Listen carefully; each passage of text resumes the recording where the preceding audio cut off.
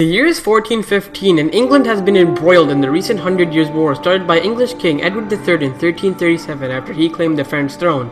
Since then, both countries have engaged on and off in conflict. However, a recent string of defeats at the hands of the French, as well as public displeasement and low support for the war, were bringing it to a grinding halt. England itself had still been recovering from the recent Black Death, which left a big impact on England both socially and economically. Many people in England would seek for a strong king to support them and lead them. The recently crowned King Henry V knew that he would need to prove himself.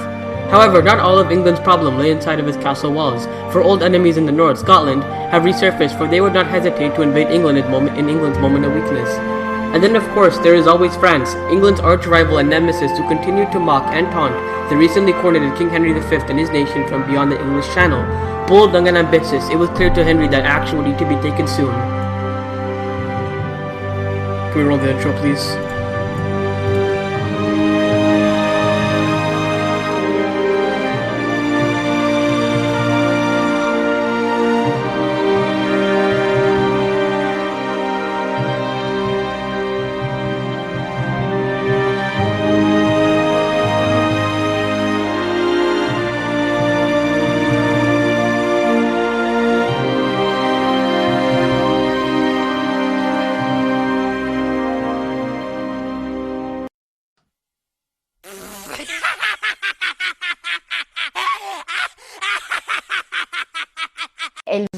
Elle a vu quelque chose dans moi. Oh, did I hurt its little feelings?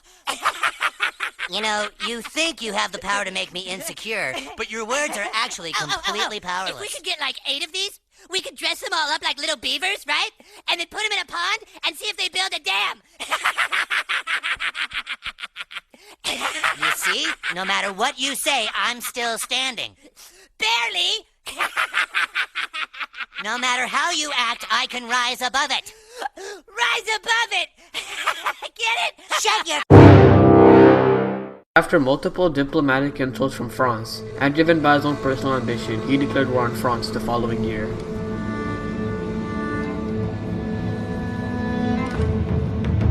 Henry would assemble his troops and consolidate his realm, gathering as many troops across England as he could.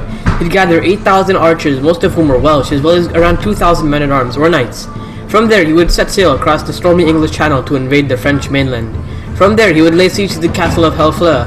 The King of France himself was mentally unstable as he suffered from multiple mental illnesses. As such, he was unable to raise a sufficient army to meet Henry's. Success at Harfleur came at a steep cost to Henry and his army. The defenders held out heroically, which cost Henry valuable time and supplies. Much of Henry's army would suffer from horrendous attrition, disease, and starvation after 6 months of siege, a true hollow victory for the English. In the meantime, the Dauphin of France, the king's son, would take charge, mustering up and levying his own French troops across the country, aiming to stop the English threat. Winter was fast approaching, supplies were dwindling, and the men were very uneasy. Henry had invaded France with some very unrealistic goals, and he was paying the price. The English were dramatically outnumbered and were losing morale quickly. As such, Henry thought it best for them to march into the English-controlled Calais in northern France to sail back to England and resupply. Along the march, hundreds of men would defect and die due to camp fever and other diseases.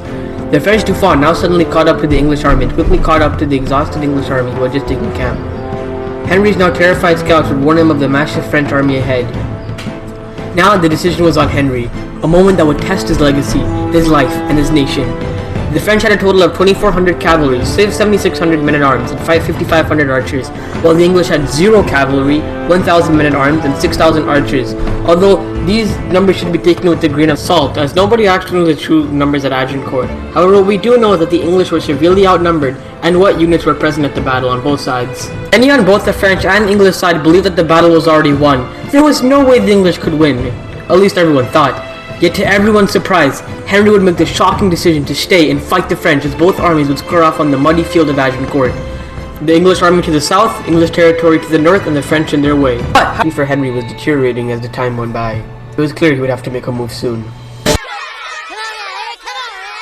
Dude, are you sure you want to do this? Apparently this guy has a black belt in karate. It's a midget, dude. Students, I'm going to beat the crap out of this kid to prove a point. No, dude. It can't talk. That isn't fair. I laughed too much.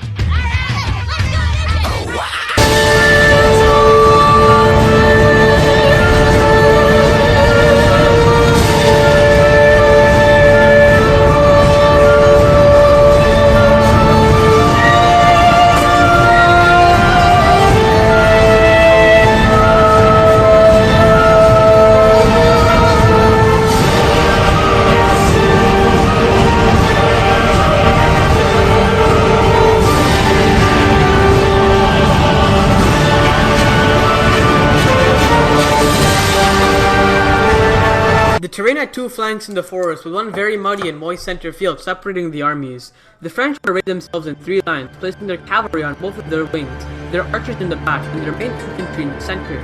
The English only had one line due to their manpower constraints, placing their men-at-arms in the center, surrounded by archers as well as having two units in both of the forest flanks. They would also place sharp wooden stakes in the ground to deter enemy cavalry charges. All that was left was to ignite the flame, and around 11 a.m. Henry had his archers and army move closer to the French as to put the French in the extreme range of the English longbow.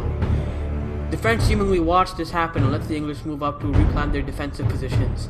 The French themselves were only waiting for surrender and would continue to watch the English, not wanting to barge themselves into such an easy victory, until suddenly Henry would order his archers to fire upon the French.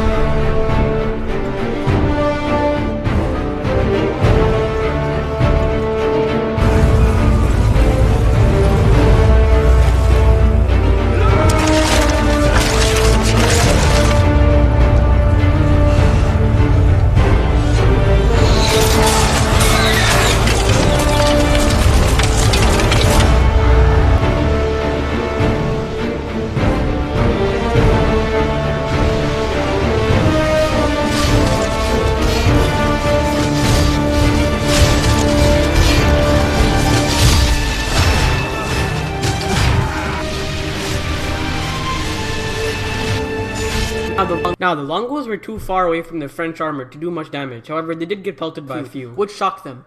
The French cavalry on both wings, as per the code of chivalry, would break formation and charge in for honor and to show their bravery. They were pelted by many arrows. However, the horses were very fast, but many were unarmored, so if they were hit, they'd likely die along with their rider. Many of the horses would reach the enemy lines until they realized it was too late.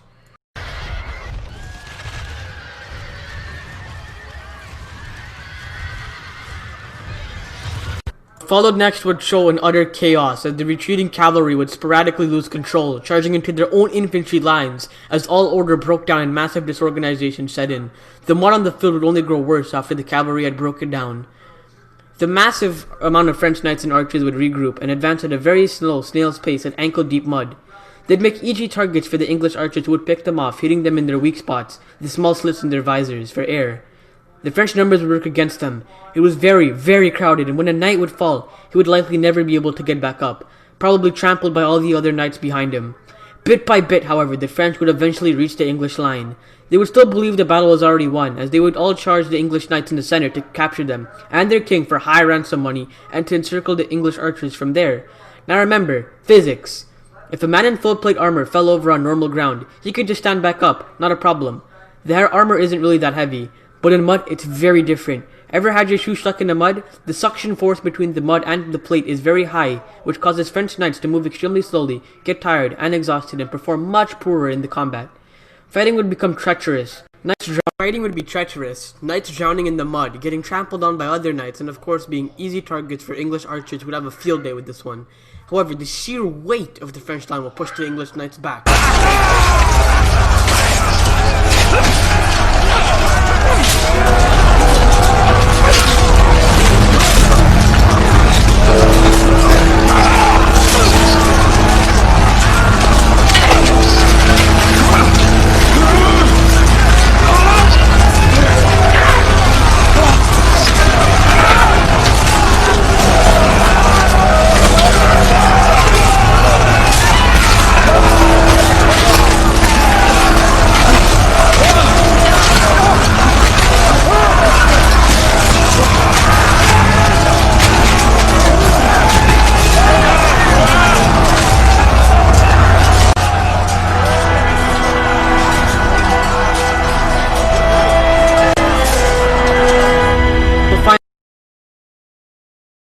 Finally, the archers would begin to run out of arrows, and almost immediately King Henry V would lead all the archers who would pick up their daggers, swords, and mallets.